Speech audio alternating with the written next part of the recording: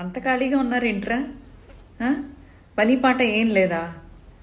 ఏంటా మీమ్స్?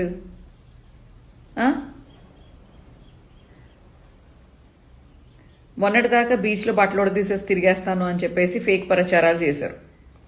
ఎక్కడా నేను నా అఫీషియల్ పేజ్లో అలాంటి మాటలు నేను మాట్లాడలేదు.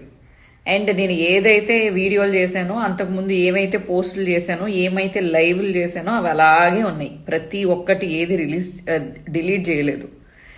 అండ్ ఇప్పుడు ఆ బీచ్ వీడియో పక్కన పాడేస్తే, అసలు సారీ, బీచ్లో బట్టలోడ తీస్తాను అనేది పక్కన పాడేస్తే, ఇప్పుడు మళ్ళీ ఇంకొకటి నా మీదే.